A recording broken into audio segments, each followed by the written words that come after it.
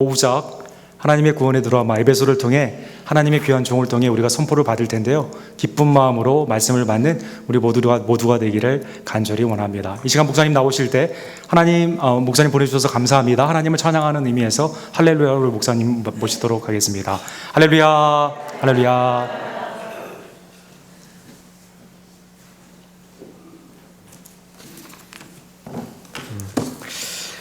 우리가 이 자리에 있는 것은 하나님께서 우리에게 주신 구원을 얻고 그 구원을 이루기 위해서 이 자리에 있습니다. 제가 여기 온 것도 하나님이 우리에게 주신 구원을 이루고 또 그것을 우리 속에 확증하기 위해서 이 자리에 왔습니다. 여러분이 오늘 이 저녁에 예배 드리러 온 것도 또 이 언덕교회가 존재하는 것도 하나님이 우리에게 주신 그 구원을 확실히 얻고 그것을 이루기 위해서 우리 모두가 이 자리에 있다고 확신합니다. 목사님 설명해 주셨는데 이제부터 에베소서의 구원 드라마, 구원에 대해서 어떻게 에베소서가 우리에게 가르쳐주고 있는가, 이것을 통해서 우리가 정말 얻어야 하고 이루어야 되는 구원의 모습을 우리 속에 확증해 보려고 합니다. 구원은 단 한 번에 얻는 것이죠. 우리가 예수를 믿을 때 이제 구원을 얻게 되는 역사가 일어났는데, 예수를 믿고 구원을 얻은 사람들이 평생 구원을 이루면서 살아야 된다는 사실에 대해서도 우리가 친숙해져야 됩니다. 그러니까 구원은 얻은 것이면서 동시에 이루어 가야 할 것입니다. 우리는 예수 믿는 순간 구원을 얻었지만 단 한 사람도 하나님 앞에 이르기 전까지 그 구원을 이룬 사람은 없습니다. 오늘 본문 말씀에서는 옛사람과 새사람에 대해서 말씀해 주고 있는데 좀 하우링이 나네요. 그 옛사람과 새사람에 대해서 말해 주고 있는데, 옛사람과 새사람이 우리 안에 공존하고 있다는 사실에 대해서 오늘 저녁 여러분하고 제가 좀 친숙해지려고 합니다. 구원을 받았기 때문에 우리는 새 사람이 되었는데, 아직 구원을 다 이루지 못했기 때문에 우리 안에 여전히 옛사람이 있습니다. 우리가 신앙생활을 하면서 우리에게 큰 고민이 되는 것이 뭐냐면, 내가 예수를 믿고 변화된 것 같고 좀 새롭게 살아가는 것 같은데 어느 시간 지나다 보면 옛 모습이 또 나타납니다. 옛 성질이 또 살아나는 거죠. 그래서 내가 좀 성화되고 예수님 좀 비슷하게 가는가 하다 보면 또 내 안에 옛사람이 있는 것을 발견하게 됩니다. 그래서 우리가 그 다음에 회의를 하게 되죠. 정말 내가 구원받았나? 여러분 혹시 그런 회의 안 해보셨습니까? 내가 정말 구원받았나? 내가 구원받았다면 요거밖에 안 되나? 라는 생각을 종종 갖게 됩니다. 오늘 본문의 가르침은 우리 안에 존재하고 있는 옛사람의 모습에 대해서, 그 옛사람이 어떤 모습으로 존재하고 있으며 옛사람을 어떻게 이길 것인가에 대한 가르침을 좀 배웠으면 좋겠습니다. 사도 바울과 같은 사람도 자기 속에 있는 옛사람을 발견하면서 깜짝 놀랍니다. 사실 우리 모두가 그렇죠. 신앙생활을 좀 하신다는 분도 내 안에 옛사람이 살아있는 모습을 보면서 깜짝 놀라지 않을 수 없습니다. 사도 바울이 자기 속에 있는 옛사람을 발견하면서 외친 말이 로마서 7장 24절 나와 있는데, 오호라 나는 곤고한 사람이라. 누가 이 사망의 몸에서 나를 건져내랴. 이게 바울이 처음 예수 믿고 한 소리가 아니고, 예수 믿기 전에 자기를 생각하면서 한 소리가 아니고, 예수 믿고 열심히 복음을 전하면서 선교사로 나가서 10년 가까이 사역을 한 다음에 여전히 그 속에 있는 옛사람을 발견하면서 고백한 적입니다. 오호라 나는 곤고한 자로다. 이 사망의 몸에서 누가 나를 건져내랴. 우리 한번 이 시간에 인정하시는 분 따라 해봤으면 좋겠는데, 내 안에 옛사람이 있다. 한 번 더 하십시다. 내 안에 옛사람이 있다. 우리 사랑하는 언덕교회 성도 여러분, 정말 이 반응이 좋으시네요. 내 안에, 이렇게 제가 하니까 따라 하시네. 이것도 내 안에 옛사람이 있다. 맞습니다. 내 안에 옛사람이 있어요. 내가 구원받았지만 구원받은 안에 옛사람이 있습니다. 우리는 평생 옛사람을 달고 살아갑니다. 언제까지? 하나님 앞에 이를 때까지. 그게 왜 그러냐면 우리가 육신을 입고 있는 동안은 그 육신 때문에 어쩔 수 없이 옛사람이 그 육신에 들러붙어 있어서 내가 이 땅에 살아있는 동안에는 옛사람이 내 안에서 살아있게 마련입니다. 오늘 본문의 가르침은 그 옛사람을 벗어버리고 새사람을 입으라 이렇게 얘기합니다. 옛사람은 언제든지 벗을 수 있습니다. 그리고 새사람을 입을 수 있습니다. 그런데 그게 한 번에 끝나는 게 아니라는 거예요. 새사람을 입었는데 그 안에 여전히 옛사람이 살아있어요. 그래서 나도 모르는 사이에 내가 성령 충만하지 아니할 때 내가 세상의 길로 걷고 한때 성령이 충만했지만 그 성령 충만한 것을 유지하지 못할 때 내 안에서 다시 옛사람이 살아나기 시작한다는 거예요. 내 안에 옛사람이 있다는 것을 이상하게 생각하지 말자 하는 것이 오늘 설교의 중요한 핵심입니다. 내 안에 옛사람이 있다는 것을 이상하게 생각하지 말고 그것을 빨리빨리 벗어버리고 빨리빨리 새 사람을 입음으로 옛사람이 내 안에서 작동하지 못하게 만들자. 이것이 오늘 설교의 요지입니다. 그래서 이제 이 구원 드라마의 시작입니다. 우리가 구원받았다 하면 내 안에 있는 옛사람을 벗어버리고 새 사람을 입어서 내가 옛사람이 내 안에 존재함에도 불구하고 그 옛사람의 영향을 덜 받고 살아가는 그 능력이 우리 안에 있다. 이것이 에베소서를 통해서 가르쳐주는 구원 드라마의 제1장이라는 사실입니다. 오늘 이 옛사람 이 문제를 조금 우리가 알기 위해서 우리가 이제 기초적인 작업을 하고 오늘 본문을 자세히 살펴보려고 합니다. 이제 기초적인 작업에 들어가겠는데, 자, 이제 사도 바울이 고민하는 것도 우리가 신앙생활을 하면서 고민하는 게 뭐냐면 율법과 은혜의 문제입니다. 이제 율법으로 우리가 한번 시험을 본다고 가정하십시다. 내가 율법 시험을 보러 가요. 시험 보는 건 되게 기분이 안 좋으시죠. 근데 율법으로 여러분의 인생, 여러분의 신앙생활을 시험 본다면 여러분은 몇 점을 받으실 수 있을 것 같으십니까? 잠시 이제 생각을 하셔서 이 부분 제 설교에 좀 동참해 주셔야 돼요. 여러분 그냥 귀로만 듣지 마시고 동참해 주셨으면 좋겠습니다. 자, 여러분 율법으로 여러분의 신앙에 점수를 매긴다면 몇 점 정도 주실 수 있을 것 같으세요? 솔직히 물론 좀 자기에게 짠 사람도 있고 자기에게 후한 사람도 있을 터인데 여러분 점수는 몇 점을 주시겠습니까? 우리 성가대 지휘자 우리 전도사님입니까? 선생님입니까? 집사님입니까? 몇 점을 주시겠습니까? 율법으로 내 신앙에 점수를 준다면 몇 점을 주시겠습니까? 50점. 자, 50점 받았습니다. 물론 여러분 중에는 50점보다 점수를 더 받은 분도 계실 겁니다.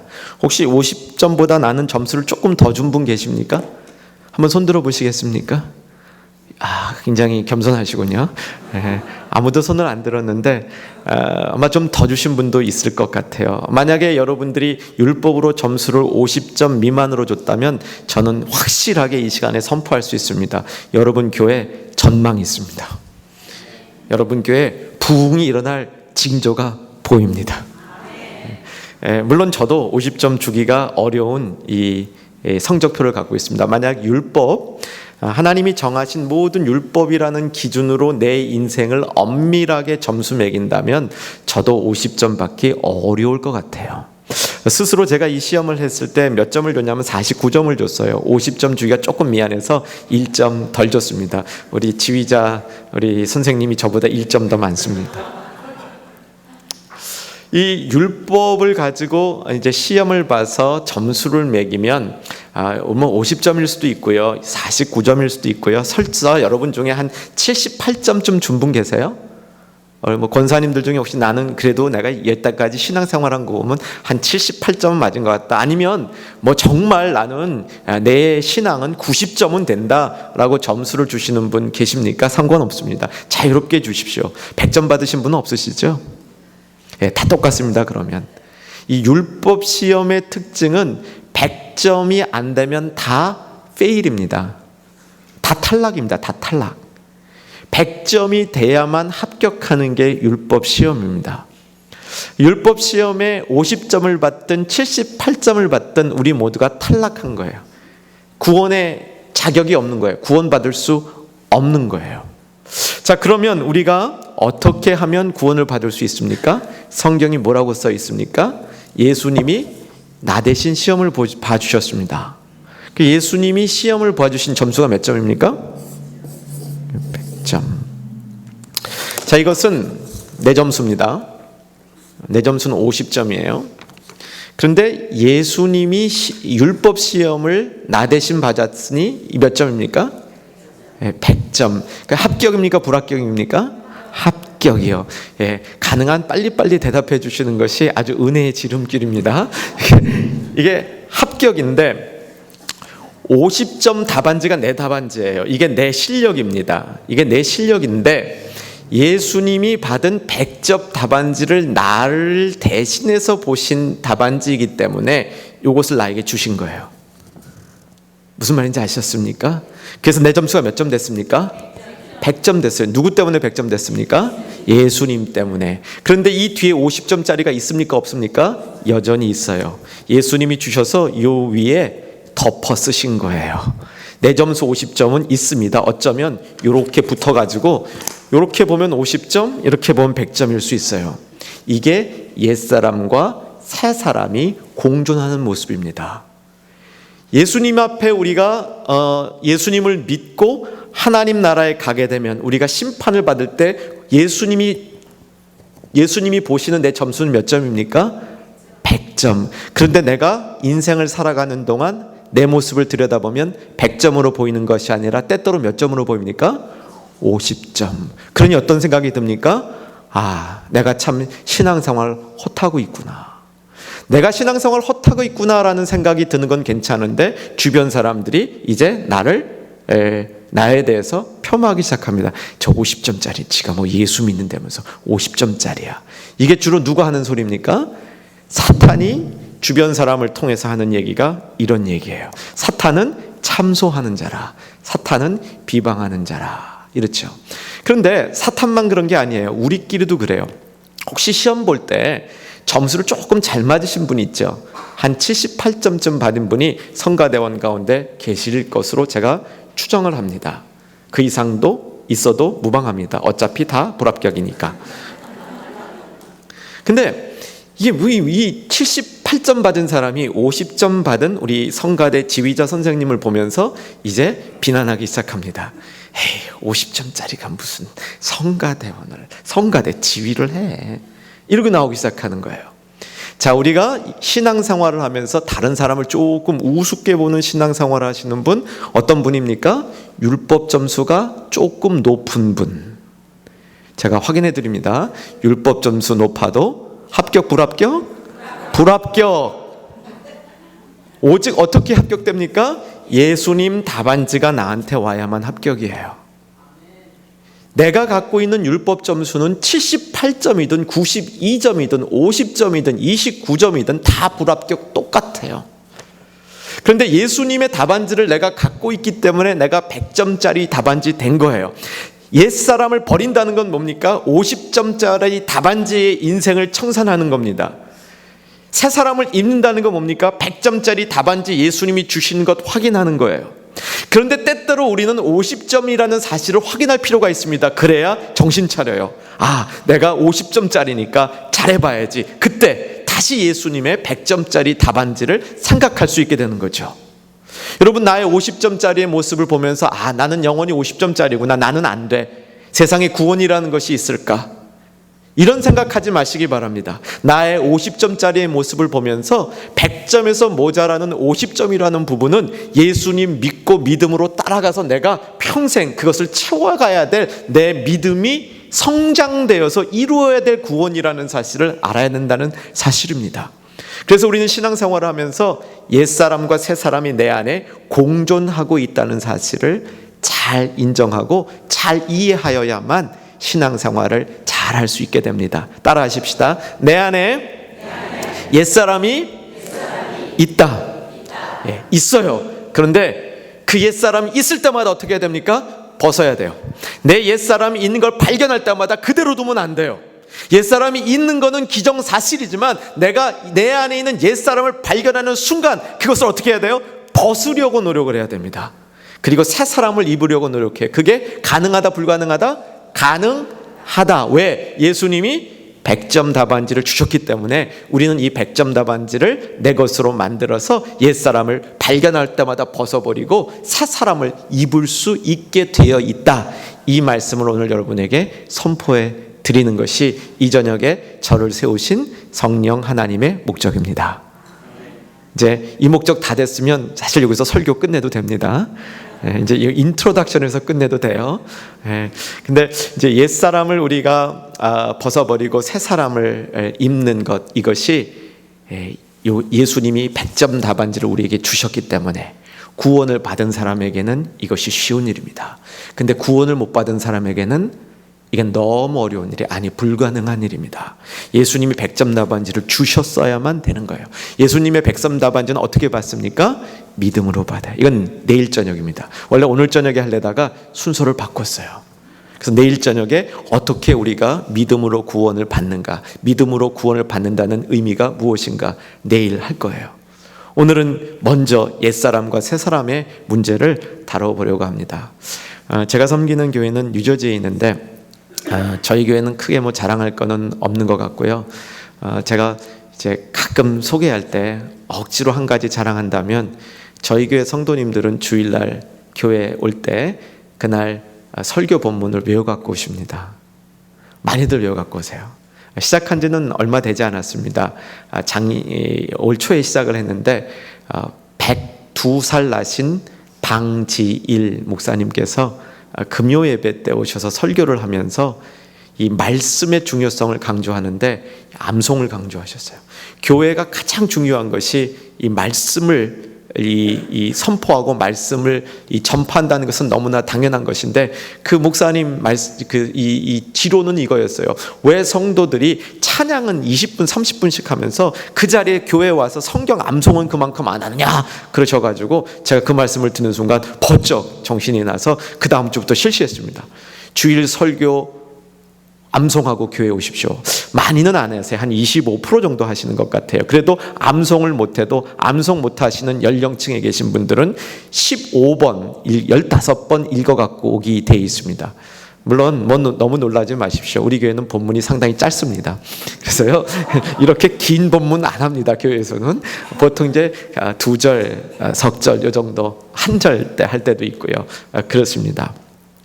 내일 아침 본문 같은 건 아주 짧은 2절이라서 거의 한 절 같아요. 한번 시험 삼아 해보십시오. 내일 아침에 나오실 때 성령 감동되시는 분은 짧은 거부터 암송하고 한번 오셨으면 그 암송했을 때 그날 듣는 이 말씀이 얼마나 나에게 다가오는지를 더 잘 다가오는지를 경험할 수 있게 됩니다. 오늘 이제 본문을 볼 텐데 이 본문의 이 내용을 잘 살펴야 됩니다. 그래서 성경을 피시고요. 피신 성경은 이제 덮지 않으셔도 되고요. 혹시 덮으실 거면 꼭 그 어디 끼워 놓고 빨리 찾을 수 있도록 했으면 좋겠습니다. 자, 오늘 본문 앞에도 뜨여 있지만 성경을 한번 피시면 좋겠습니다. 성경을 피시면요. 옛사람과 새사람에 관한 이야기이고 옛사람을 벗고 새사람을 입자 이런 얘기입니다. 여기 들어가기 전에 에베소서를 조금만 이제 요약해 드립니다. 이제 에베소서는 오늘 장로님 대표 기도하시면서 기도 중에 하나님께 올려드린 것처럼 사도 바울이 감옥에 갇혀서 썼습니다. 수많은 사람들이 생각하기는 로마의 감옥에 갇혔을 때 곧 사도행전 끝부분에 나오는 로마 감옥에 있을 때 쓴 4개의 편지 중에 하나일 것으로 생각하고 있습니다. 에베소서의 구조는 앞에 처음 석 장 동안에 신학적인 원리를 잘 설명해 줍니다. 그리고 설명된 신학적 원리를 4장, 5장, 6장에 가면 이제 우리가 실천적으로 적용할 수 있도록 이제 적용해 나가는데 여러분 이것도 참 우리에게 생각해 볼 만한 것입니다. 우리는 인생에 있어서 인생을 살아가면서 신앙을 가지고 살아가다가 어느 시점인가 그 하나님의 신앙을 내 삶에 적용하고 싶을 때가 있는데 어떻게 적용합니까? 이 질문을 합니다. 그런 질문들 많이 하죠. 그런데 바울의 그 대답법은 뭐냐면 어떻게라는 적용을 다루기 전에 가장 중요한 신학적인, 가장 중요한 원리를 알면 적용은 따라온다는 것이에요. 원리를 잘 알면 적용은 따라옵니다. 원리를 모르기 때문에 적용이 잘 안 되는 거예요. 저는 가끔 이제 그 대화를 이 미용사 성도님하고 대화를 좀 많이 해요. 왜냐하면 성도님 중에 제 머리를 자르는 분처럼 저 대화를 많이 할 수 있는 분이 많지 않습니다. 이게 이제 한 달에 한 번은 머리 자르러 가면 30분에서 1시간 이제 미용사 분하고 이제 시간을 보내게 되는데, 그럼 여러 가지 대화들이 오가게 돼요. 근데 이제 그 미용사들에게 이제 그 미용사들도 참 보통 전문가들이 아니더라고요. 저희 교회에 이제 미용사 한 분이 나오시는데 그쪽 동네에서는 꽤 알려진 분이세요. 그분은 이제 새벽 기도 나오면 꼭 요 자리에 앉으세요. 요 자리, 요 맨 앞자리. 그래서 저는 그분에게 새벽 기도 나와서 맨 앞자리에 앉으셔서, 야, 요 자리가 정말 은혜의 자리니까 은혜의 자리를 사수하시는 집사님 역시 영적으로 깨어있는 분이시라고 말씀드렸더니 그분이 대답하는 얘기를, 목사님, 저는요 아침에 남의 머리 뒤통수를 보면 은혜가 안 돼요. 그래서 아무도 안 보려면 그 자리에 앉아야 돼요. 저 사람 머리도 왜 저럴까? 왜 그것만 보이는 거예요, 그것만. 근데 이 사람의 이 전문성은요 어쩔 수 없는 것 같아요. 이분 얘기를 들어보니까, 이게 이제 손님이 오잖아요. 손님이 오면 머리를 감아줄 때부터 이 사람의 두상을 다 파악해야 된대요. 그래서 이제 다른 사람한테 머리를 안 감기고 직접 감긴대요. 그러면서 이 사람의 두상이 파악되면 거기에 맞는 스타일들이 나오는데, 이 분이 한 얘기 가운데 기억나는 게 뭐냐면, 내 실력이 모자랄 땐요, 목사님, 고객 중에 여러 가지 것들을 요구하는 사람들이 까다롭게 느껴졌는데, 내 실력이 늘어나니까 하나도 까다로운 사람이 아니고 옛날에 까다롭게 느껴졌던 내가 실력이 없던 것도 없었다는 것을 깨달았습니다. 이렇게 말씀하시는 거예요. 우리가요, 원리에 충실하면 적용은 그냥 따라 나옵니다. 기초가 튼튼하고 원리를 잘 알고 있으면 적용은 그냥 나오게 되어 있습니다. 적용부터 배우려고 그러지 말고요, 신앙의 기초부터 단단히 쌓으셔야 됩니다. 바울은 그 작업을 시켜줬어요. 그래서 제가 오늘 2장 먼저 하고 4장을 하려고 했는데, 적용 먼저 들어가고 이제 기초로 내일 들어갈 거예요. 또 그게 더 좋을 것 같다라는 이 마음의 감동이 있어서 그렇게 합니다. 자, 사도 바울이 이제 4장에 들어가면서 적용을 하는데, 이 적용의 내용은 뭐냐면 영적 전투예요. 영적 전투에서 이기기 위해서 어떤 우리들의 모습을 갖춰야 될까, 사도 바울이 이 얘기를 쭉 해나가고 있는 것이 에베소서 4장, 5장, 6장입니다. 이제 아마 이번 집회를 통해서 한 3번 정도가 그 적용에 나오는데, 다 옛사람과 새사람에 관련된 이야기만 할 겁니다.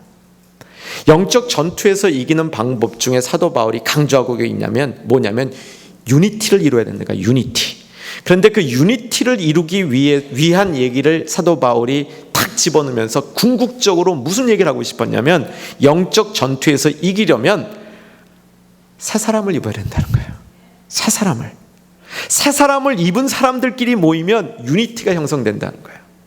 유니티가, 여러분, 교회의 유니티가 하나 된다는 것이 어떻게 형성이 되냐면, 하나 되자라고 구호를 외쳐야 되는 게 아니에요. 성령이 다 같이 감동되면 하나 된다라고 얘기하는 분은 있는데 그거 맞아요. 그런데 그 정도 되는 커뮤니티를, 공동체를 거의 본 적이 없어요. 이게 성령 운동을 많이 해서 성령을 받는 사람들이 막 하나 지는 것 같으면 이상하게 싸움도 많아져요. 저는 성령 운동하는 자체에 대해서 반대하지 않습니다. 저는 성령 운동 성령을, 우리 충만함을 받아야 된다고 생각해요. 그런데 성령 충만함은 성령 운동한다고 되는 건 아니에요. 성령 충만함은 정말 성경의 원리에 충실해서 그 하나님 말씀을 하나님 말씀으로 알아서 내가 그것을 철저히 지키고 살아가면서 맨날 새 사람을 입고 살아가는 사람들이 많아질 때, 거기에 성령 충만이 나타나는 것이고, 그 교회가, 그 공동체가 하나됨의 역사가 나타나는 것이죠. 이상하게 한국 교회는 성령 운동하는 교회들이 이게 갈라지는 역사들이 많아요. 그 이제 이번에는 안 다룹니다. 성령 운동하는 교회가 왜 갈라지는가? 그 이상한 운동에서 그래요. 정말 성령의 역사가 일어나려면 하나님 말씀이 우리 안에 역사하셔서 그 역사되는 말씀을 가지고 내가 날마다 새 사람을 입어가면 되는데 그 마을은 그 길로 가지 아니하고 성령의 충만함과 성령의 역사를 어떤 내가 파워를 갖는 것, 어떤 이상한 걸 경험하는 것, 그래서 내가 내 신앙이 저 사람보다 우월하다는 것을 자꾸 입증하려는 그런 성령의 운동을 하니까 이 모여지는 역사가 아니라 갈라지는 역사가 일어난다고 확신합니다. 에베소서에서 강조하는 것은 4장부터 시작해서 이 하나님의 부르심에 합당한 생활을 하자. 이게 4장 1절에 하나님의 부르심에 합당하게 생활하자. 하나님의 부르심에 합당하게 생활하는 게 뭐냐? 결국 새 사람을 입는 거예요. 옛 사람을 버리는 거예요. 자, 오늘 본문에서 그 이제 하이라이트가 나오기 시작하는 거예요. 4장 1절부터 이 하나님의 부르심에 합당하게 생활하자. 그리고 유니티 문제로 잠깐 빠졌어요. 이제 빠진 다음에 17절 오늘 본문으로부터 이제 시작되어서 새 사람을 입는 이 본격적인 얘기가 나오는 겁니다. 17절을 다시 한번 보시면 그러므로 내가 이것을 말하여 주 안에서 증언하노니, 증언하는 거예요. 이 4장 1절에 보면 내가 너희에게 권하노니 정말 내가 내 마음을 다해서 권하노니 부르심에 합당하게 생활하자. 그 부르심에 합당하게 생활하는 게 뭐냐? 17절부터 나오는 거예요. 새 사람을 입자, 옛 사람을 버리자. 이게 하나님이 우리를 불러주신 그 일에 합당한 삶이다. 바울이 얘기하고 있습니다. 정리합니다. 옛사람을 버리기 위해서 적을 알아야죠. 옛사람이 어떤 것인가. 오늘 본문에 보면 세 가지로 얘기합니다. 17절 성경 잘 보셔서 17절에 한 가지가 나오는데 허망한 것으로 행하지 아니하며, 그러니까 옛사람은 허망한 것으로 행하며, 옛사람의 모습 첫 번째, 허망한 것으로 행하며. 잘 저를 따라 하시면서 암송하시기 바랍니다. 여러분에게 특별한 기억력의 역사가 일어나기를 주님의 이름으로 축복합니다. 자, 첫 번째, 옛사람의 모습 뭡니까? 허망한 것으로 행하며. 허망한 것으로 행하며 옛사람이에요. 그래서 내 안에 허망한 것으로 행하는 모습이 보이면 요 옛사람이 나한테 나타났구나 하고 깨달아야 됩니다. 두 번째, 18절을 보면 총명이 어두워지고. 자, 따라 하십시다. 총명이 어두워지고. 제가 여러분에게 묻습니다. 자, 두 번째 옛사람의 모습 뭡니까? 총명이 어두워지고. 이제 첫 번째부터 돌아가서 또 곳에 까먹으셨을지 모르니까 첫 번째 뭡니까? 허망한 것으로 행하는 것. 허망한 것으로 행하며. 두 번째, 총명이 어두워지며. 할렐루야. 그다음에 이제 세 번째, 18절을 보시게 되면 하나님의 생명에서 떠나 있도다. 그 안에 이제 꾸미는 말들은 다 요거는 이제 꾸며지는 말입니다. 무지함과 마음이 굳어짐으로 19절에 감각이 없는 자가 되어 자신을 방탕해 방임함으로, 이게 다 하나님을 떠나 있는, 하나님의 생명에서 떠나 있는 사람의 모습, 옛사람의 모습입니다. 정리됐습니까? 옛사람의 모습 세 가지. 네. 옛사람을 벗자. 이게 정말 우리가 우리의 구원을 이루는 모습이고, 이것은 우리가 구원받았기 때문에 가능하다. 이 큰 메시지 안에서 이제 옛사람을 벗기 위해서 옛사람을 알아가는 겁니다. 도대체 옛사람은 어떤 것인가? 허망한 것을 행하며 총명이 어두워지며 하나님의 생명에서 떠나 있도다. 이 세 가지로 사도 바울은 옛사람의 모습을 정돈하고 있습니다. 이제 하나씩 이 옛사람의 모습을 우리가 살펴봤으면 좋겠습니다. 허망한 것을 행하며. 우리가 인생을 살 때 사실 너무나 많은 것이 허망한 것이죠. 그냥 목적 없이, 뜻 없이 그냥 바쁘게는 살았는데 purposeless, 뚜렷한 목적 없이 그저 그냥 인생을 흘려보냈던 그런 시간들이 우리에게 참 많이 있다는 사실입니다.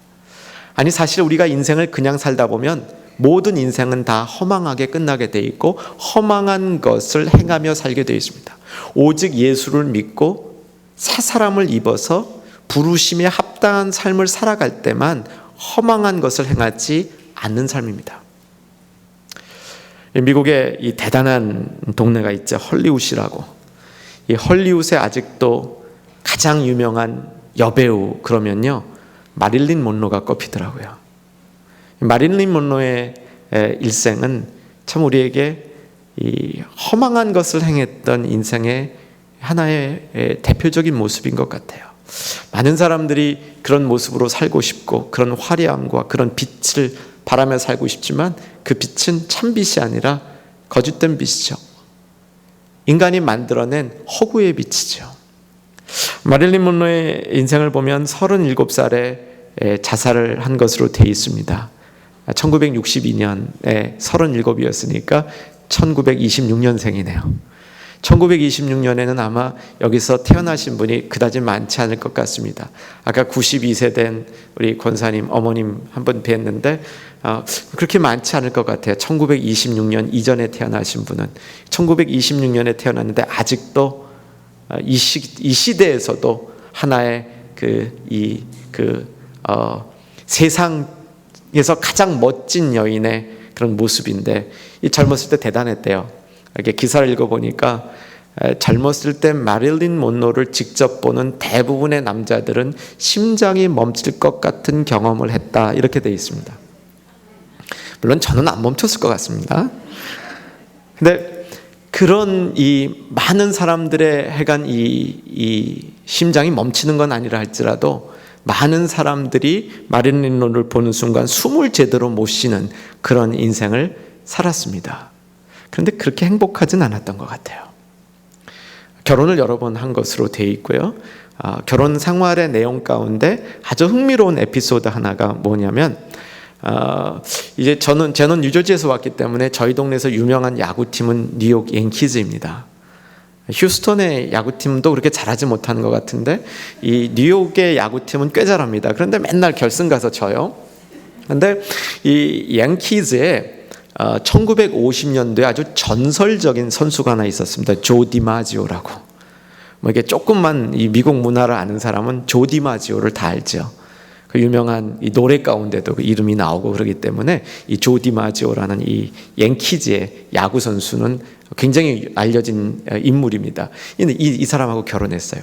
마릴린 monroe가 유명한 것은 1954년에 한국에 왔었죠. 그래서 그 6.25 한국전쟁 이후에 와서 한국 사람들을 이렇게 위문 공연, 특히 미국 병사들 위문 공연했던 것으로 유명한데, 한국 공연을 갔다 온 다음에 자기 남편하고 한 얘기입니다. 자기 남편 조 디마지오 야구 선수에게, 야, 내가 한국에 갔는데 병사들이 모였는데 아마 5,000명은 더 모인 것 같아. 아니야, 한 10,000명은 모였나? 당신은 모를 거야. 10,000명쯤 되는 사람 앞에서 서서 이렇게 내가 다른 사람 앞에서 뭔가 퍼포밍하는 이 기분을 모를 거야. 여러분 웃지도 않으시네요. 남편이 누굽니까? 야구 선수예요. 그 야구 선수는 맨날 몇만 명 앞에서 야구하는 사람이에요. 이 드리는 말씀의 요지는 남편을 몰라도 전혀 모르는 거예요. 결혼하고 살았지만 남편이 어떤 환경 속에서 있는지 모르고 사는 여자예요. 그 다음에 결혼한 남자 중에는 아더 밀러라는 이 작가인데, 뭐 대단한 석학이에요. 글 쓰는 사람인데 이 석학인데 결혼하고 그랬대요. 결혼하면서 당신의 두뇌와 나의 미모를 합치면 우리에게서 나오는 애는 얼마나 대단할까. 결론, 평생 애를 못 가졌습니다. 목적이 없이, 예수님이 없으면 사실 인생의 목적이 상실되는 거예요. 목적이 없는 거예요. 근데 이 허망한 것을 행하며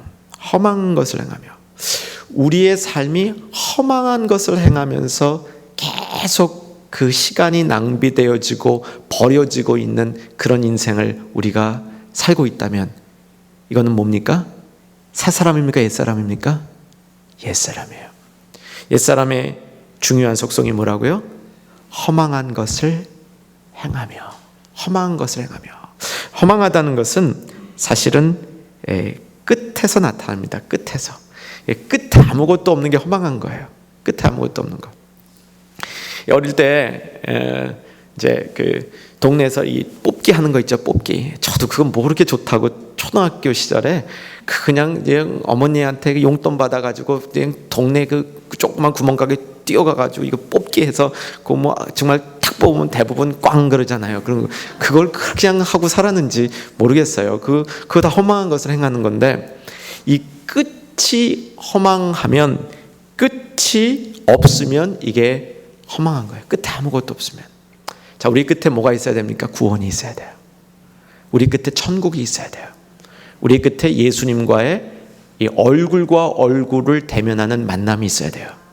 그거 없이 행하는 것들은, 그거 없는 길로 달려가는 것은 아무리 분주하고 아무리 교회 와서 열심히 봉사한 것 같아도 그것이 뭡니까? 허망한 것을 행한 거예요. 성경에 보면 제가 아주 재밌게 읽는 구절이 있어요. 지금도 이 성경 번역, 저는 이제 신약학을 전공해가지고 성경 번역에 굉장히 관심이 많은데요. 우리말 성경 번역 가운데 여러분들은 개역개정 쓰잖아요. 저도 개역개정을 저희 교회에서 쓰고 있습니다. 그런데 새번역이라는 번역이 있어요. 좀 이게 성경이 어려우신 분 있죠. 우리 젊은 층 가운데 일찌감치 미국에 와가지고 1.5세 그룹에 속하시는 분 가운데 한국말로 성경 읽기 어려우신 분들은요, 새번역이나 쉬운 성경 읽으셔도 좋아요. 근데 좀 쉽게 번역된 한국 번역 중에 전 새번역이 제일 좋은 것 같아요. 이제 이 새번역에 보면 참 흥미로운 부분이 있어요. 야곱의 이야기인데, 자, 그럼 야곱의 이야기 같이 한번 더듬어 보십시다. 야곱이 에서를 속여서 장자권 가지고 죽이겠다 그러니까 주랭랑 쳤죠. 그래서 라반의 집에 갔습니다. 라반의 집에 가서 거기 보니까 라반이 외삼촌이니까, 외삼촌의 딸이니까 사촌이에요. 무지 예뻐서 마음에 쏙 든 여자가 있었죠. 누구죠? 라헬입니다. 그 위에 언니가 있었죠. 언니의 이름이 레아였죠. 성경이 레아를 가지고 어떻게 표현하냐면 알력이 약했더라, 눈이 좀 나빴더라, 그 얘기거든요. 당시 문화 가운데 이 표현을 읽어보면 얼굴이 못생겼더라, 그 얘기예요. 여성을 향해서 얼굴이 못생겼더라라는 말을 좀 바꿔서 표현했을 뿐이에요. 그런데 야곱이 7년을 라헬을 얻기 위해서 열심히 일을 했죠.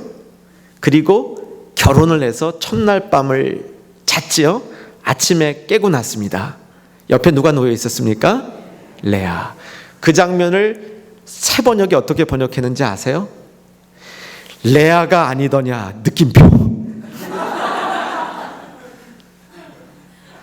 사실 새 번역에는 느낌표가 좀 종종 나오는 편이에요. 근데 이 개역개정에는요, 느낌표가 한두 군데 있어요. 그러니까 두 군데 있는 것 같아요. 뭐 개역개정은 한글개역 옛날 거. 근데 이 새 번역에는 느낌표가 그래도 제법 나와요. 뭐 그래도 한 10대 개는 제가 본 것 같은데, 레아가 아니더냐. 이 개역개정은 아마 레아이더라 이렇게 돼 있어요. 레아이더라. 거기 그 레아의 모습을 보면서 야곱의 허탈한 심정을 쓴 게 뭐예요? 이게 느낌표예요. 느낌표예요.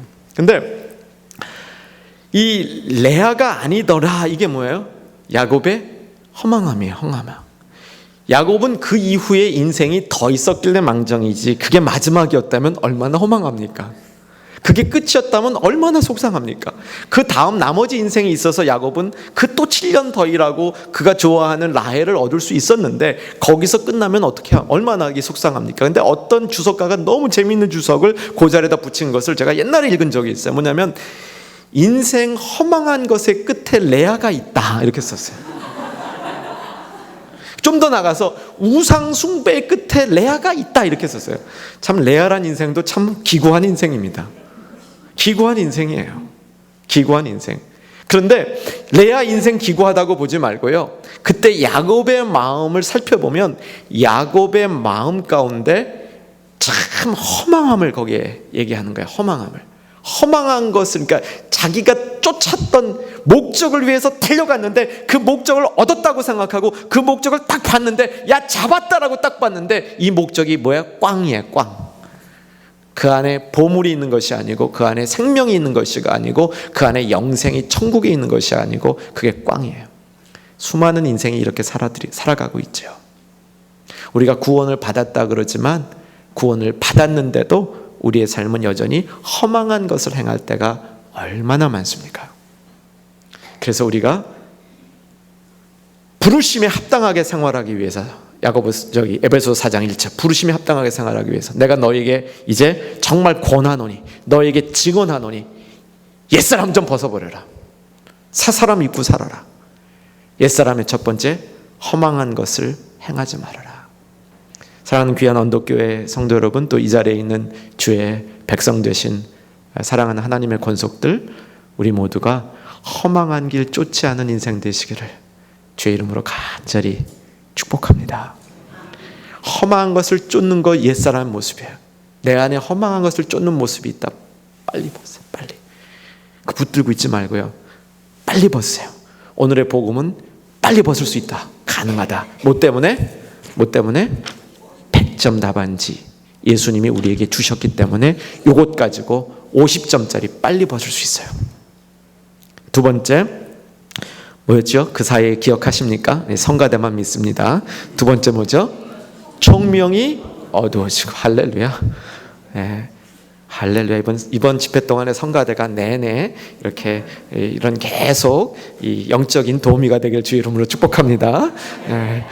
총명이 어두워지고, 이게 이제 옛사람의 두 번째 모습. 옛사람이 우리에게 들어오면 총명이 어두워진다. 이 총명이란 말이 이제 내일 낮 시간에 세미나 때도 이 총명이란 말을 다룰 텐데, 우리말로 총명이라고 번역이 되지만 원어는 다 다른 말들이, 굉장히 다른 말들이 많아요. 경건이란 말도 뭐 한 대여섯 가지가 쓰이고 있어요. 이 총명이란 말도 원어로 보게 되면 다른 언어들인데, 오늘 말하는 이 총명이라는 말은 뭐냐면 reasoning process예요.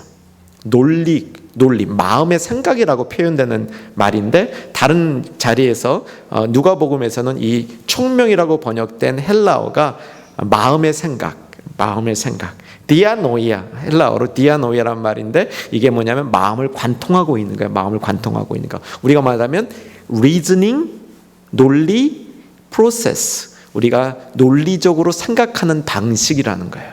이것이 어떻게 돼요? 어두워져요. 언제? 옛사람이 우리에게 들어오면. 그래서 우리의 논리가 굽어요. 우리의 논리가 바로 되지 않는다는 사실입니다. 저는 학문을 하면서 깨달은 게 하나 있었는데, 뭐냐면 별 논리가 다 있어요. 별 논리가. 그래서 이제 발음을 꼬아서 별 논리가 다 있어요. 사람이요, 안 되는 이유를 갖다 붙이기 시작하면요, 별 논리가 다 있어요. 그래서 100가지는 갖다 대. 100가지는 안 되는 이유를. 학문을 하면서 깨달은 것 중에 하나가, 저희는 제가 전공한 분야는 이제 복음서기 때문에 마태, 마가, 누가, 요한 중에 어떤 게 제일 먼저 쓰여진 것이냐? 당연히 요한복음은 제일 늦게 쓰여졌고, 대부분 부분에 제 분야를 공부한 분들은 마가복음이 제일 먼저 쓰여졌다 이렇게 믿고, 한 10% 정도가 마태복음이다 이렇게 믿어요. 누가복음이 제일 먼저 쓰여졌다고 생각하는 사람은 한 명도 없는 줄 알았어요. 그런데 다 뒤져보니까 딱 한 명이 있었어요. 그걸로 박사학위를 받았어요. 여러분, 박사학위는 어떻게 받는가 생각해 봤더니 별 논리를 다 주장하면 되더라고요. 남들이 안 주장하는 걸 주장하면 되더라고요. 제가 그러면서 깨달은 게 있어요. 사람이 논리 갖다 붙이려면 모든 걸 다 백업할 수 있는 논리가 지상엔 존재하고 있다는 걸 깨달았어요.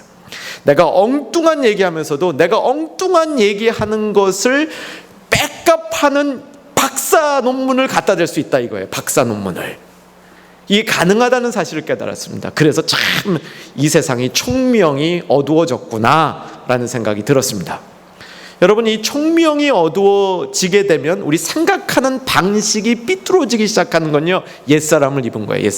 옛사람이 우리게 되면 총명이 어두워진다라고 우리 본문에서 설명합니다. 여러분, 우울증 환자가 요즘에 많이 생기고 있습니다. 좀 안타깝게도 아마 우리 여러분 주변에도 우울증 때문에 고생하는 분들이 많을 거예요. 참 이거 큰 어려움이에요. 아이들 보면은 ADHD라고 집중 못하는 그 아이들이 한 10%는 돼요. 저희 교회에서 얼마 전에, 정말 떠나오기 얼마 전에요, 저희 교회는 이제 교육부 규모가 좀 됩니다. 참 아이들이 많다는 게 큰 축복이라서 아이들 한번 잘 교육해 보려는 것이 제 참 영적인 부담인데요. 그래서 열심히 아이들 교육해 보려고 이제 새롭게 막 나가고 있습니다. 그래서 이제 교육자들하고 다 얘기했는데, 그래서 이제 그런 가운데 발견한 게 있었어요. 아이들 사이에 그 교회에 오면요 막 뭐 이제 난장판 치는 애들이 많아요. 그 난장판 치는 애들이 있다 보니까 그런 애들을 참 어떻게 하기가 참 힘들 때가 있어요. 1시간 딱 성경 공부하고 예배 드려야 되는데 걔네들이 난장판 피면요 완전히 다 깨지는 거 아니에요. 그래서 얘네들을 어떻게 할 거냐 가지고 고민을 하다가 회의를 했는데요. 저는 그런 애들이 우리 교회 교육부 안에 한 대여섯 명 있는 줄 알았어요. 대여섯 명인 줄 알았는데 그런 애들을 다 뽑아보니까 확실히 눈에 띄는 애들만 30명이고 눈에 안 띄는 애들까지 합치면 2배는 될 거라는 예상입니다. 그게 그 미국 아이들 나온 수치보다 조금 적은 수치예요. 미국 통계에 보면 10% 정도가 ADHD래요. 아이들이 집중에 문제가 있는 애들이에요. 어느 남의 얘기를 못 듣는 애들이에요. 우울증은 여러분 얼마나 많아요. 우울증 때문에 자살도 하잖아요. 자살의 주요 원인 아니에요. 이 우울증이 우리에게 있는 것, 저는 뭐 목사기 때문에 이런 심리학자가 아니고 의사가 아니지만요, 저는 우울증 치료 방법을 제가 아는 게 하나 있어요. 어쩌면 이게 어느 의학적인 방법보다 좋은 것 같아요. 우울증 치료제는 기쁨이에요. 우울증 치료제는 기쁨이에요. 이 기쁨 얘기는 이번 집회 중에 3번 할 거예요. 오늘도 끝부분에 잠깐 할 겁니다. 근데 총명이 어두워지고, 이게 뭐냐면요, 우울해지는 거야. 총명이 어두워지면 우울해져요. 논리는 다 갖다 붙이는데 결국 그 사람 심리는 우울해져. 그래서요, 우울한 사람을 관찰해 보니까 공통점이 있어요. 우울한 사람에게는 뭐가 들어가도 나올 때 우울로 나와. 진짜요. 좋은 게 들어가도 우울로 나오고요, 나쁜 게 들어가도 우울로 나오고요, 복잡한 게 들어가도 우울로 나오고요, 단순한 게 들어가도 우울로 나와요. 결론 뭔지 아세요? 그 안에 우울한 프로세스가 있는 거야. 리즈닝 프로세스가 총명이 어두워진 거예요. 총명이 어두워진 거예요. 원래 하나님이 만들어 놓은 총명은요, 생각하는 방식은요, 마음의 생각은 그 안이 깨끗한 겁니다. 그 안이 기쁨 프로세스가 돼서요, 항상 기뻐하라 가능한 거예요. 여러분, 은혜 받고 구원받았을 때 우리에게 생기는 그 마음의 상태가 뭐예요? 기쁨이잖아요. 은혜 받고 구원받은 사람은 다 기쁘잖아요. 기쁨이 날아간 거예요. 이게 뭔지 아세요? 옛사람이 들어온 거예요. 새 사람이 없어진 거, 새 사람이 눌려버린 거예요. 그 현상 중에 하나가 기쁨이 날아가 버린 거예요. 기쁨이 없어진 거예요. 새 사람을 입는 거 뭔지 아세요? 기쁨을 회복하는 거예요. 끝 메시지가 먼저 나왔네. 여러분, 리즈닝 프로세스가 총명이 빠지면요, 그 총명이 빠진 자리에는 다 어둡게 보여요. 다 어둡게. 옛사람이 보는 눈은 어두운 게 보여요. 어두운 것만 보여요. 그래서 사랑하는 성도 여러분, 내가 자꾸 우울하게 되시는 분 있잖아요. 아, 옛사람이구나. 총명이 어두워졌구나. 그때 다시 100점 답안지 뭐요?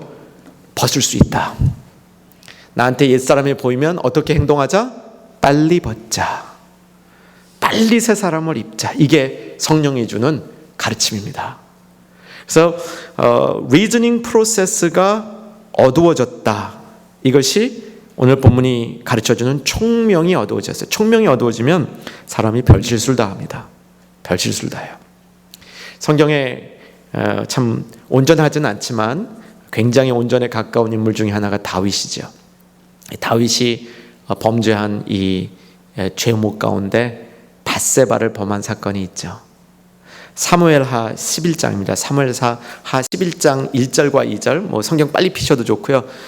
사무엘하 11장 1절과 2절에 보면 이런 말이 나와요. 전투가 이제 명간이 끝났습니다. 예루살렘은 완전히 점령됐습니다. 전쟁은 밖에서만 벌어지고 있어요. 아주 멀리 떨어진 곳에서. 가장 그 당시에 치열한 전투는 지금 요르단의 수도 암몬에서 벌어지고 있고요. 암몬과 예루살렘은 상당히 떨어져 있습니다. 다윗의 이 장군 가운데 가장 훌륭한 요압이 그 정예 부대를 이끌고 암몬에서 싸움을 하고 있습니다. 그런데 다윗은 그 중에 예루살렘 이 자기 왕궁을 밤늦게 거닐다가 굉장히 아름다운 여인을 보았어요. 밧세바죠. 그 다음에 성경이 어떻게 전개되냐면 성경의 전개 중에 굉장히 흥미로운 부분이 사람이 죄를 지을 때는요, 엄청나게 빠른 속도로 죄를 지어요.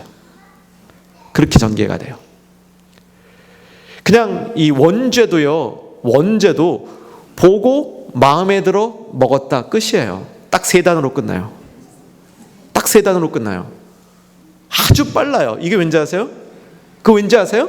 총명이 어두워져서 그래요. 총명이 어두워졌기 때문에 인간이 상상도 못하는 죄를 상상도 못하는 방식으로 지어요. 다윗이 그 여인을 보는 순간 예뻤어요. 그 다음에 뭐였는지 아세요? 저 여자 누군지 확인해봐. 명령 떨어졌더니 그 다음 절을 읽으면 여자가 대령돼 있어요. 자기 왕궁으로. 그래서 그 시간에 우리가 알고 있는 대로 범죄를 하죠. 그 아기를 갖죠. 이제 다 아는 얘기입니다. 근데 한번 반복할게요. 아이를 가졌습니다. 다윗이 그 사실을 알고 어떻게 합니까? 흉계를 꾸며요. 어떤 흉계를 꾸미냐면 아주 지혜롭죠. 이게 지혜로운 것 같아. 얼마나 지혜로워. 다윗이 이거 생각해보고 역시 난 천재야 그랬을 것 같아. 빨리 불러드리자. 저 여자는 누구야? 남편 누구야? 우리야입니다. 우리야? 그 친구 내 밑에서 충성하던 그 장군 아니야? 어디 요압 밑에 지금 저기 전장에 나가 있는 그 친구 아니야? 충성된 장군이구나. 걔 좀 불러. 데리고 왔어요. 그 다음에 이제 작전 뭐였냐면, 다윗의 생각은 뭐였냐면, 다윗의 이 꼼수는 남편이 전쟁에 있다가 집에 돌아와서 집에 가면 아내하고 관계를 가질 거 아니에요. 그럼 그때 애가 졌다 이렇게 지금 하려고 참 다윗이 수를 낸 거예요. 수를. 그랬는데 이 우리아가 어떤 인물이었어요? 너무나 충성되니까 다윗에게 뭐라 그래요? 야, 우리 군사들이 저기서 다 싸우는데 제가 어떻게 집에 갑니까? 저는 왕이 부르셨으니까 왕 부름 받고 있다가 그냥 가겠습니다 하고 집에 안 가는 거예요.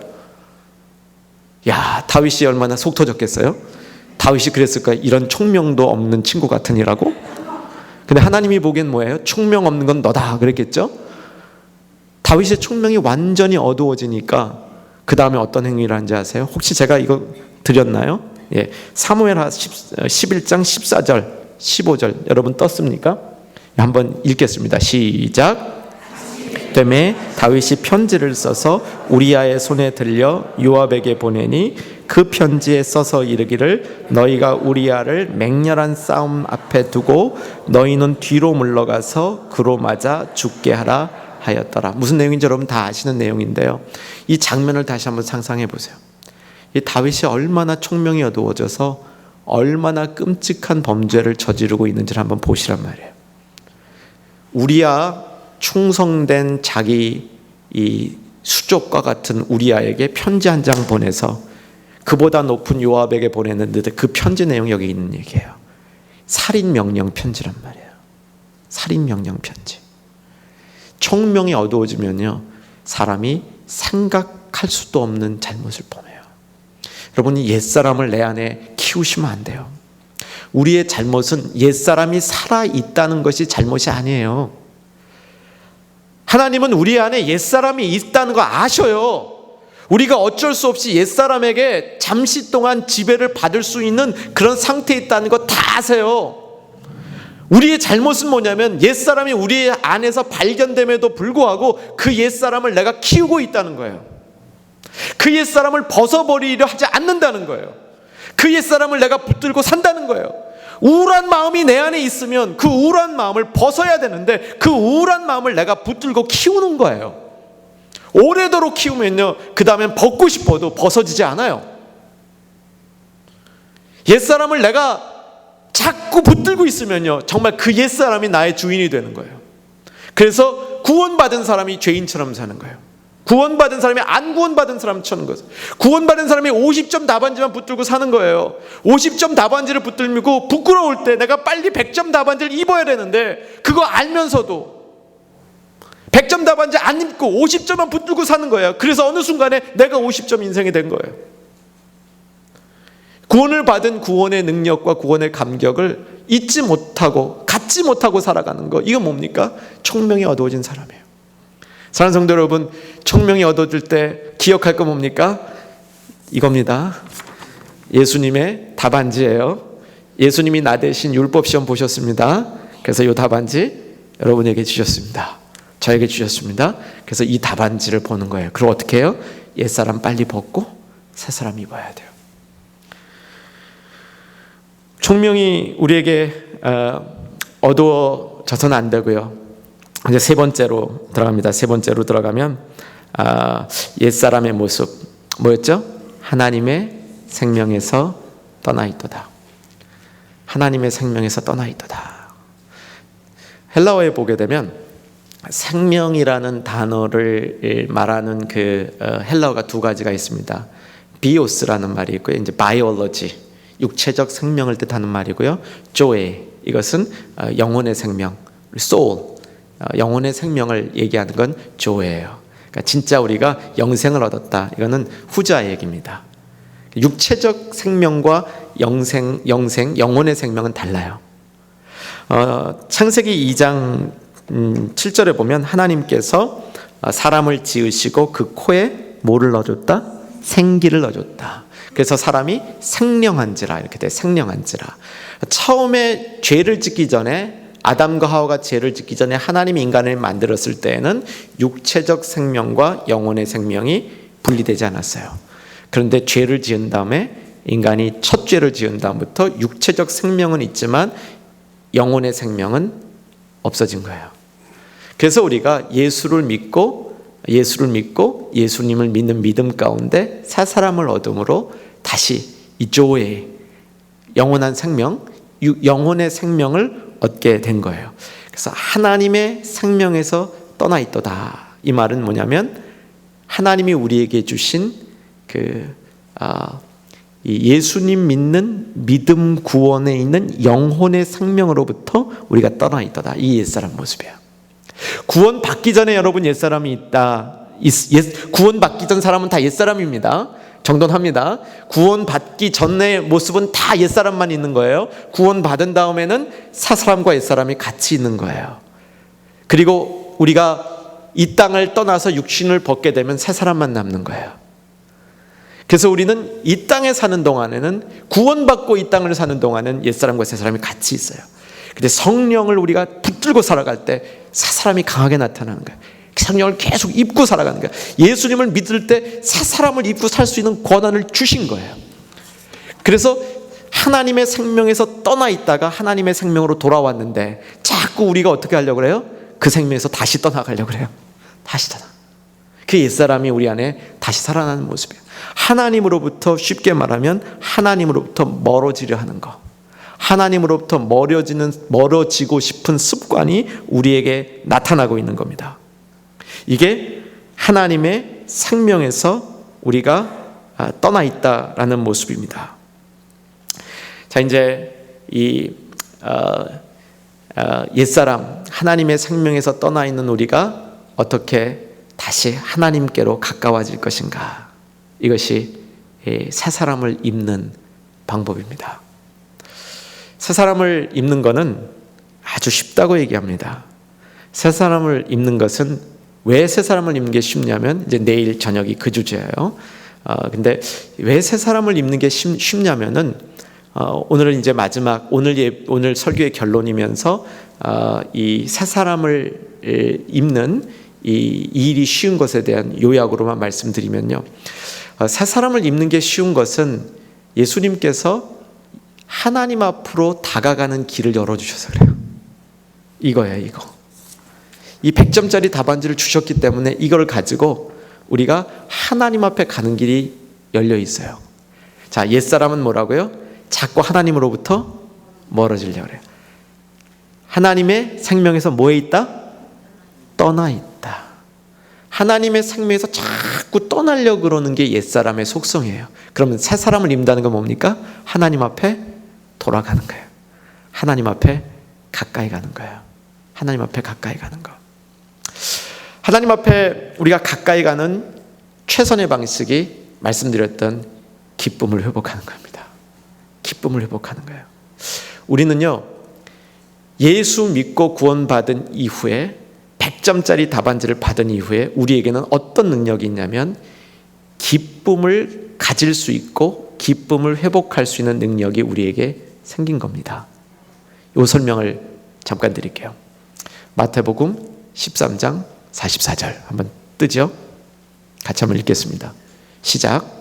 천국은 마치 밭에 감추인 보화와 같으니 사람이 이를 발견한 후 숨겨두고 기뻐하며 돌아가서 자기의 소유를 다 팔아 그 밭을 샀느니라. 춘숙한 비유인데 저는 이 비유 해석할 때 오늘 저녁에는 기뻐하며 이 단어에만 집중할 거예요. 사람이 지나가다가 밭에서 보화를 발견했습니다. 왜 밭에서 발견했다고 예수님이 말씀하시냐면 이 밭은 늘 일하던 밭이에요. 그래서 천국을 발견하는 것은 동떨어진 곳이 아니라 자기가 늘 일하던 현장에서 발견한다는 이야기입니다. 천국을 발견하려고 산에 산기도 갈 필요 없다는 거예요. 사막에 들어가서 고행할 필요 없다는 거예요. 천국을 발견할 수 있는 자리가 어디냐면은 밭, 내가 늘 일하던 밭인데 전에는 발견할 수 없었던 천국이 어느 날 발견된다는 거예요. 이 늘 일하던 밭에서 천국을 보화를 발견한 이 사람은 어떻게 했습니까? 그 보화를 어떻게 했다고요? 숨겨두고. 여러분 같으면 숨겨두겠습니까? 그냥 가져가겠습니까? 양심에 맡기겠습니다. 이 사람은 숨겨뒀어요. 그런데 같이 한번 생각해 볼 건요. 내가 늘 일하던 밭에서 이게 노다지 같은 이 보화를 발견했어요. 양심상 그냥 가져갈 수 없었어요. 숨겨뒀어요. 거기까지 이해됩니다.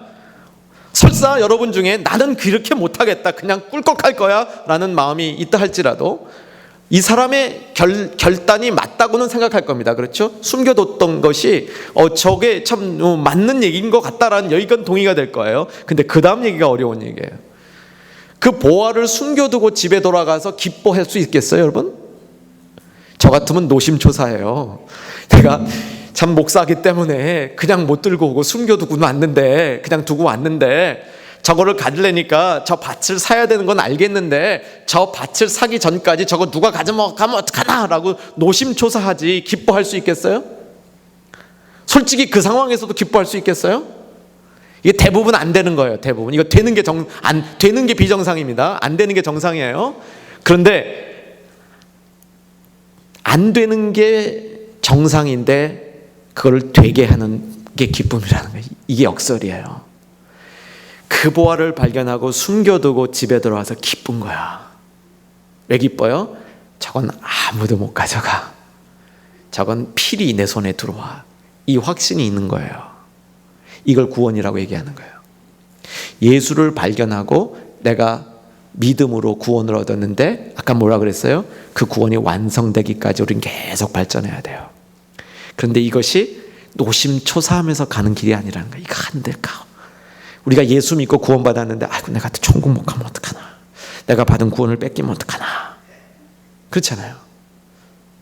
내가 이거 하면 안 되면 어떡하나, 사업 안 되면 어떡하나, 우리의 시집장가 못 가면 어떡하나, 장로 핀다가 안 되면 어떡하나. 노심초사하며 살고 있잖아요. 노심초사하며 사는 것이 당연하다고 세상 사람들은 생각합니다. 이거 우리가 이해 안 되듯이 노심초사하는 게 당연하다고 생각해요. 그런데 이 천국의 비밀이라는 게 뭐예요? 그거 발견했으면 끝까지, 발견한 순간부터 끝까지 기뻐할 수 있다는 거예요. 여기서 뭘 가르쳐 줍니까? 예수 믿고 구원받은 사람 안에는 기쁨을 우리 안에서 회복할 수 있는 능력이 있다 없다? 있다. 있어요. 있어요. 사용해야 돼요. 그래서 사랑하는 성도 여러분, 옛사람을 벗고 새사람을 입는 거 어떻게 입어야 되냐면요, 기쁨 회복하면 그게 그 순간 되는 거예요. 이 구원받은 때 있었던 이 기쁨, 이 기뻐하며 돌아가라, 이거 똑같은 얘기예요. 그 하나님은 우리가 예수 믿고 구원받아서 새 사람을 입었는데 여전히 옛사람이 50점짜리가 뒤에 있잖아요. 이러고 마지막 100점 다 받는 때까지 기쁘게 살라고 얘기해 주신 거예요. 근데 우린 자꾸 50점 보고 노심초사한단 말이에요. 어떻게 50점 보고 노심초사할 때, 옛사람 자꾸 나타날 때, 험한 것을 행하며 총명이 어두워지며 하나님의 생명에서 떠나 있다는 내 모습을 볼 때 어떻게 하라고요? 기쁨.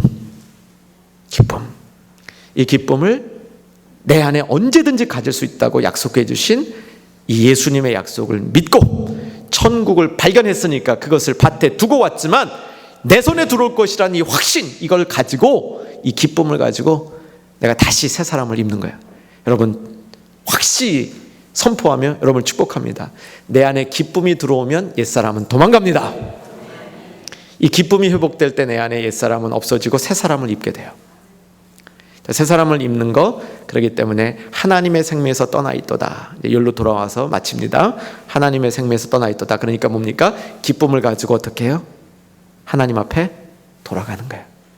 하나님께 가까이 가는 거예요. 하나님께 나아가는 거예요. 하나님께 가까이 가는 거. 여러분, 그래서 새 사람을 입는 길은요, 계속 하나님 앞에 가까이, 기쁨을 가지고 하나님 앞에 가까이, 기쁨을 가지고 하나님 앞에 가까이 나는 거. 이게 새 사람을 계속 입어가는 거예요. 기쁨을 갖고 하나님 앞에 계속 나가다 보면 그 안에 머물게 돼요.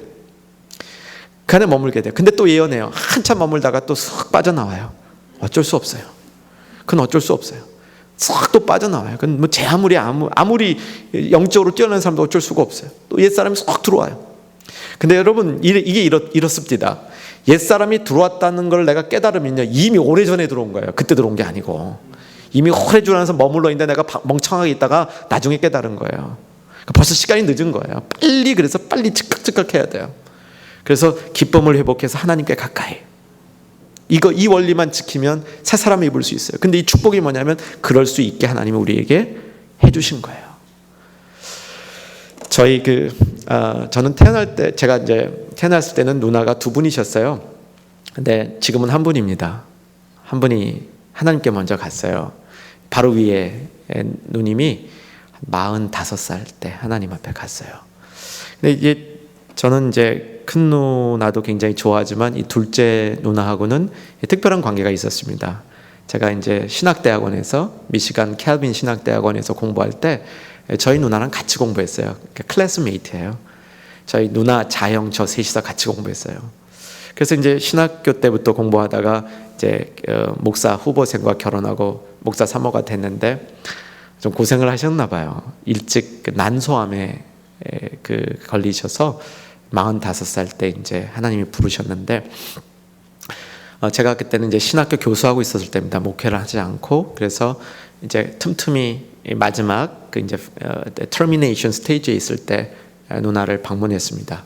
그것도 신방이라 그러나요? 어쨌든 방문해서 이제 대화를 나누는데 정말 마지막 단계였어요. 정말 마지막 단계였는데 다시 또 대화를 제대로 할 수 있을까라는 그때 그 무렵이었어요. 그때인데 이제 누님이 이제 그 얘기를 하는 거예요. 이제 그때 13살 난 딸이 하나 있었는데 저한테 마지막으로 이런 말씀을 하셨어요. 이제는 13살짜리 딸 놓고 가는 것도 이제 다 내려놨다. 하나님 앞에 다 맡겼다. 그리고 죽는 것도 안 두렵다. 나는 천국에 소망과 확신이 있다. 그런데 나한테 정말 이상한 마음이 있다. 이렇게 마지막 그 스테이지를 겪고 가고 있는데 내 안에 두 마음이 있다. 하나는 정말 남은 시간 온전히 하나님 앞에만 드리고 살고 싶은 마음이 있는데, 그 마음 외에 어떤 마음이 있냐면 이제 한번 남은 시간, 짧은 시간이라도 내 마음대로 살고 싶다. 그동안에 나는 목사 아내로서 너무 내 마음대로 못 살아서 남은 시간 동안 내 마음대로 좀 살고 싶다. 그 얘기를 하시더라고요. 근데 그때 제 머릿속에 답이 뭔지 알아요? 그래, 그렇게 해. 이해해. 충분히 이해해. 옛사람 새사람 생각하니까 충분히 이해해. 왜 옛사람이 안에 있을 수 있으니까 충분히 이해해. 이렇게 머릿속에는 답을 내렸는데 제 입에서 무슨 말이 나왔냐면, 아니야, 하나님을 가까이 해야 돼. 저는 그 답이요, 성령께서 주신 답이라는 것을 그 순간 확신했어요. 제가 머릿속에서 하고 싶은 말이 아니라 다른 말이 입에서 튀어나왔어요. 아니야, 하나님을 가까이 해야 돼요. 하나님을 가까이 하는 것이 옛사람의 길을 이길 수 있는 방법이란 말이에요. 옛사람은 어느 순간에도 우리에게 나타날 수 있습니다. 어느 순간에도요. 그 이해합니다. 제 머리에 그거 이해해요. 어쩌면 성령님도 이해할지 몰라요. 그런데 성령님의 답은 뭐예요? 그럼에도 불구하고 하나님을 가까이 해야 된다는 거예요. 그럼에도 불구하고 하나님의 생명에서 떠나가고 멀어지는 게 아니라 하나님의 생명을 향해서 나가야 된다는 거예요. 옛사람을 벗어야 된다는 겁니다. 사랑하는 성도 여러분, 옛사람과 새사람의 문제는 우리가 이 세상을 떠날 때까지 있습니다. 100점 답안지 확실히 받으신 구원받은 성도님들 이 자리에 모두가 그런 분이 되셨으면 참 좋겠습니다. 혹시 내가 구원의 확신이 없는 분이 있다면 이 시간에 그 구원의 열망을 한번 가지셔야 됩니다. 구원은 너무나 소중한 겁니다. 구원의 확신 없이 신앙생활 한다는 것은 정말 허망한 일을 행하는 거예요. 아니, 구원의 확신이 없고 구원의 능력이 없이 이 자리에 왜 있습니까?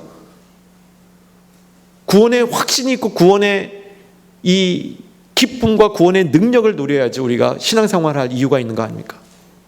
혹시 여러분 가운데 구원의 확신이 없이 이 자리에 있다면 어쩌면 구원을 못 받아서 그런 게 아니라 지금 너무 많은 옛사람의 지배를 받고 있어서 너무 오랜 동안 총명이 어두워지고 너무 오랜 동안 허망한 것만을 행했고 너무 오랜 동안 하나님의 생명에서 떠나 있기 때문에 내가 구원받은 것조차 의심하는 그런 성도가 되어인지 모릅니다.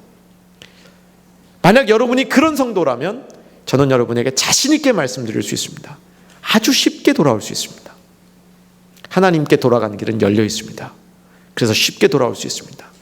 내일 저녁에는 이 말씀을 좀 더 말씀을 풀어서 여러분에게 전달해 드리려고 합니다. 혹시 구원의 확신이 없이 왔다 갔다 하시는 분 내일 저녁 꼭 나오십시오. 하나님 말씀이 여러분에게 다가갈 것입니다. 혹시 지금 새 사람을 확실히 입고 있는 분들, 근데 잠시 옛사람이 내 안에 있었던 분들, 이 시간에 이 말씀, 이 집회를 통해서 완전히 새 사람이 강하게 나에게 일어나는 역사가 일어나기를 주님의 이름으로 축복합니다. 기도하겠습니다. 좋으신 아버지 하나님, 귀한 주의 사람들을 붙드셔서 새 사람으로 입는 복을 허락하여 주시옵소서. 예수님 이름으로 기도합니다.